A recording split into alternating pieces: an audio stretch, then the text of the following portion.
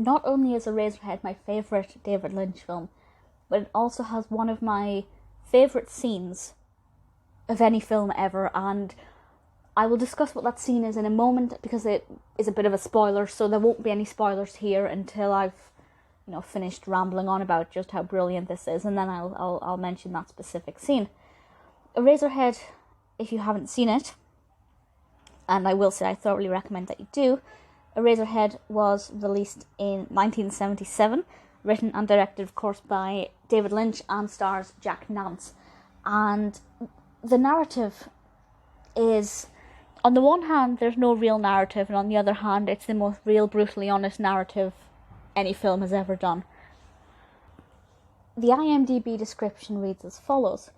Henry Spencer tries to survive his industrial environment, his angry girlfriend, and the unbearable screams of his newly born mutant child.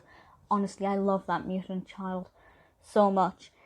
What surprises me about this is that this is an hour and a half in length, and whenever I reflect on it, I can only remember about 10 minutes of it. Not 10 solid minutes, but, bits and pieces come to my mind.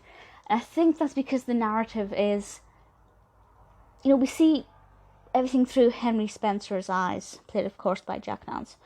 And basically this is his living nightmare, and that is represented through the dark, gritty, black and white imagery, the very invasive soundtrack, and of course the way the other characters interact and react.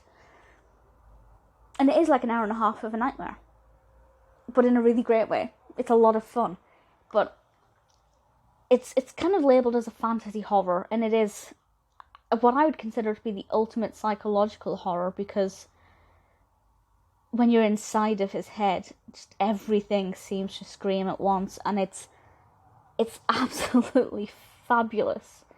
It's disturbing. The visuals are really, really creepy, and this is a work of art. I would say that Ars Gratia Artis exists for this film. And now, obviously, that's not true and physically impossible, but while there is an audience for this, I feel like this is expression, self-expression to quite a degree, and something that's worth watching. It's also worth checking out David Lynch's autobiography, the name of which I can't remember. I think it's got the word dream in the title, but anyway, it's his autobiography, and it's just wonderful, absolutely wonderful book. And there's obviously this film mentioned quite a bit, and it's definitely worth checking out. So, my favourite scene, and this is one of my favourite scenes in any film ever, and it's where our wonderfully disturbed protagonist turns around to this mutant baby. I can picture it in my head right now, and goes, "Oh, you are sick." Oh my goodness! And the baby just kind of froths and foams, and it's creepy and ugly and terrifying and disturbing and explosive and nightmarish, and I love everything about it. I absolutely love that scene so much. It's one of my favourite film scenes ever. I love it. It's fantastic.